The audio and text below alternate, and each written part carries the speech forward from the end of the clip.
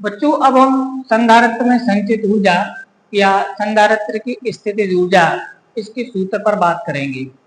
ये होती क्या है संधारित्र की संचित ऊर्जा? जब किसी संधारित्र को हम आवेशित करते हैं तो उसके आवेशन के लिए स्रोत द्वारा कुछ कार्य किया जाता है। तो स्रोत द्वारा किया गया कार्य ही उस संधारित्र में ऊर्जा के रूप में, विद्युत ऊर्जा के रूप में संचित हो जाता है, जैसे हम संधारित्र में संचित ऊर्जा या संधारित्र की स्थितिज ऊर्जा कहते हैं। अब ये होती कितनी है तो अपन एक्चुअली में इसका फार्मूला होता है 1/2 या Q²/2C। अभी थोड़ा सा कैलकुलेशन अगर आपको 2 नंबर में निकालने को आ गया तो कैसे निकालेंगे? तो अपन मान लेते हैं कि माना एक संधारित्र है, इसकी धारिता जो है वो क्या है, C है, और इसको हम आवेशित कर रहे हैं, ठीक है ना। पहले मान लीजिए इसके अंदर प्रारंभ में कोई Q आवेश है और इसका विभवांतर मान लीजिए V है। जब हमने इसके आवेश को Q से बढ़ाकर dQ करते हैं, माने Q आवेश पहले से है, मैंने इसमें dQ और डाल दिया,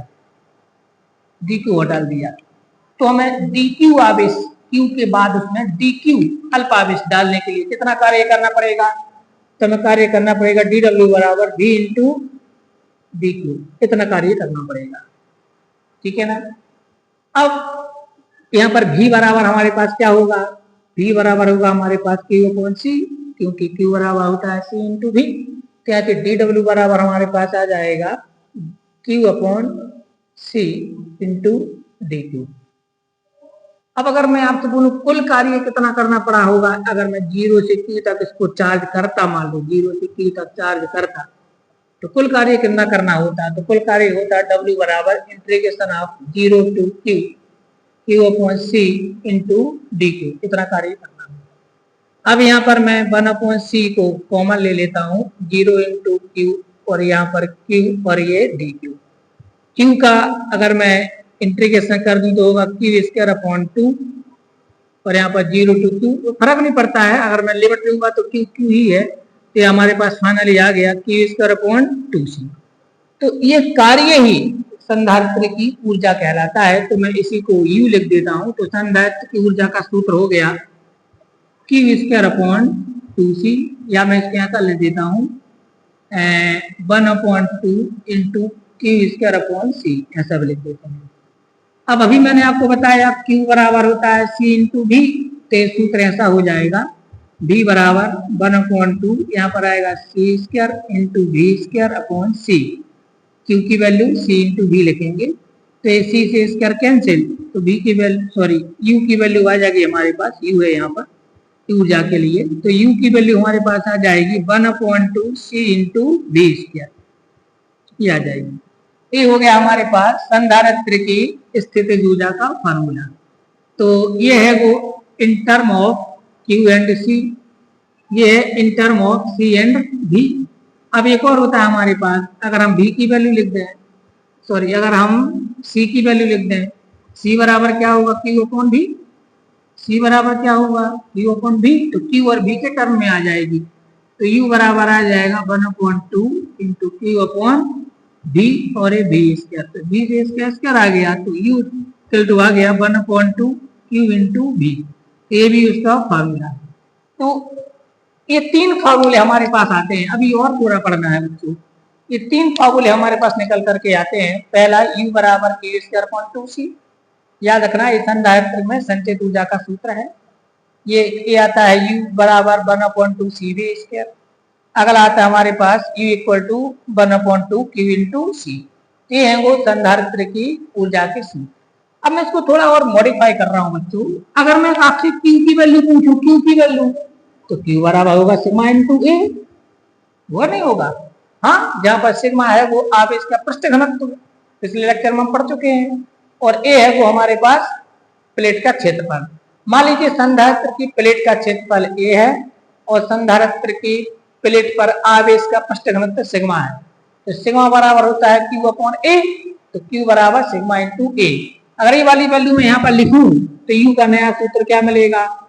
ये मिलेगा हमें σ² इंटू A²/2C, ये मिलेगा हमें। अब मैं C की वैल्यू पुट करता हूँ, C = होता है epsilon not a upon D, ये हम पढ़ चुके हैं संधारित्र की धारिता। तो मान लीजिए संधारित्र की धारिता इतनी है तो सी की वैल्यू और यहाँ पर लिखो तो यू बराबर क्या मिलेगा, sigma square A square upon 2 epsilon not a upon D. अब यहाँ पर क्या होगा, ए से इसका स्क्वायर कट जाएगा, डी ऊपर जाएगा, तो ये सूत्र ऐसा बन जाएगा sigma square A upon 2 epsilon not into D. ध्यान से सुनना, ये सारे के सारे सूत्र है, मैं आपको बता रहा हूँ, ये भी बताता हूँ ये कितने काम के हैं। तो ये इक्वल टू आ गया सिग्मा स्क्वायर ए इंटू डी, ऊपर चला जाएगा डी अपॉन 2 एप्सिलॉन नॉट। अब बच्चों ए इंटू डी, जरा ध्यान दो, ए इंटू डी, ए क्या है, ए है क्षेत्रफल और डी है दूरी। तो क्षेत्रफल गुणे दूरी बराबर आयतन होता है, मैथमेटिक्स के बच्चे समझते हैं, तो मैं इसको भी लिख दूंगी, आयतन है, सिग्मा इंटू डी इसका आयतन है। तो ये sigma square upon 2 epsilon not into A D, याद रखना ए डी इसका आयतन है। तो ये प्लेटों के बीच का जो आयतन होता है उसमें इतनी ऊर्जा होती है, sigma square upon 2 epsilon not a into D.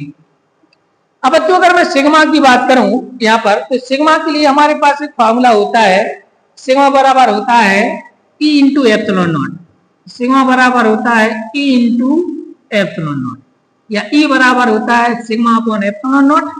तो सिग्मा बराबर ई इंटू एप्सिलॉन नॉट। तो अगर मैं सिग्मा की वैल्यू ये पुट करूं, ई क्या है, प्लेटों के बीच विद्युत क्षेत्र की तीव्रता, तो फार्मूला क्या मिलेगा हमें, यू बराबर हमारे पास आएगा, सिग्मा को लिखना है E square into epsilon not का स्क्वायर, सिग्मा स्क्वायर है ना, अपॉन 2 एप्सिलॉन नॉट और इंटू ए डी। अब ये एप्सिलॉन से ए स्क्वायर कैंसिल हो गया, तो क्या आ गया 1/2 ई स्क्वायर या epsilon not into A square into A D. ये है वो संधारित्र में संचित कुल ऊर्जा का फार्मूला। अब बच्चों विकल्प में आपको पूछा जाता है या आपको निकालने को बोल सकते हैं कि निकालिए संधारित्र में संचित ऊर्जा का फार्मूला कितना होता है। तो एनसीईआरटी की जो बुक है उसमें जो आपको दिया है बच्चों, ये इतना दिया है एनसीईआरटी की बुक में, ये ध्यान रखना है, U बराबर 1/2 epsilon naught E square A D, ये है वो संधारित्र में संचित कुल ऊर्जा। अगर आपसे पूछे संधारित्र में संचित ऊर्जा का घनत्व है, माने संचित ऊर्जा घनत्व कितना होगा, ऊर्जा घनत्व है। अब ऊर्जा घनत्व का मतलब क्या होता है, माने एकांक आयतन में संचित ऊर्जा। तो यहाँ पर एडी क्या है, आयतन है, तो एडी आयतन में इतनी ऊर्जा है 1/2 एप्सिलॉन नॉट ई स्क्वायर एडी। एकांक आयतन में कितनी होगी, एडी को हटा दो, तो ऊर्जा घनत्व होता है 1/2 एप्सिलॉन नॉट ई स्क्वायर, ये है वो ऊर्जा घनत्व का सूत्र। तो बच्चों आपसे इसमें से कुछ भी पूछा जा सकता है। तो संधारित्र में संचित ऊर्जा घनत्व का सूत्र, तो 1/2 एप्सिलॉन नॉट ई स्क्वायर, ये है विद्युत क्षेत्र की तीव्रता।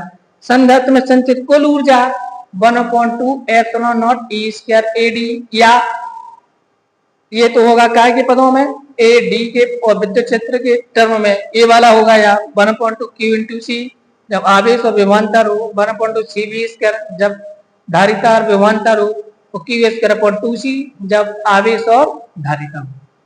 तो बच्चों ये है हमारे पास संधारित्र में संचित ऊर्जा। अब ये सूत्र यहाँ तक आपको दिए रहते हैं, बट एनसीईआरटी की बुक में ये इसको वहां तक निकाला गया है। तो याद रखना, अगर संचित ऊर्जा घनत्व पूछा जाए तो यहाँ तक करना पड़ेगा, और अगर ये ऐसे ही निकालने को बोलता है या विकल्प में कभी पूछा जाता है तो ये चाहिए, और नहीं तो आप उनके सूत्र याद रखना। तो संधारित्र में संचित ऊर्जा के 4 सूत्र, ये प्रूफ करने को नहीं आता है, लेकिन सूत्र आपको याद रखना है।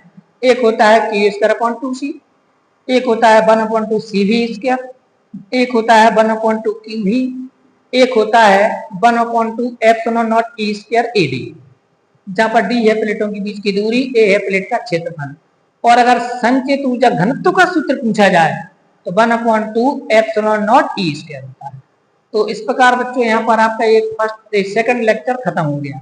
अब मैं आपसे एक बात करूं बच्चों, अगर आपको कोई प्रॉब्लम आती है तो आप वीडियो देखने के बाद कमेंट करके मुझे बता सकते हो कि सर ये चीज समझ नहीं आई, या कोई एक्स्ट्रा आप जानकारी उसमें चाहते हो, तो आप कमेंट करके आप उससे पूछ सकते हो। तो उसमें जो भी आपको प्रॉब्लम आ रही है वो मैं आपको दूर करने की कोशिश करूंगा। अब हम अगले लेक्चर में हम अपने अगले चैप्टर को उठाएंगे। सभी के लिए नमस्कार।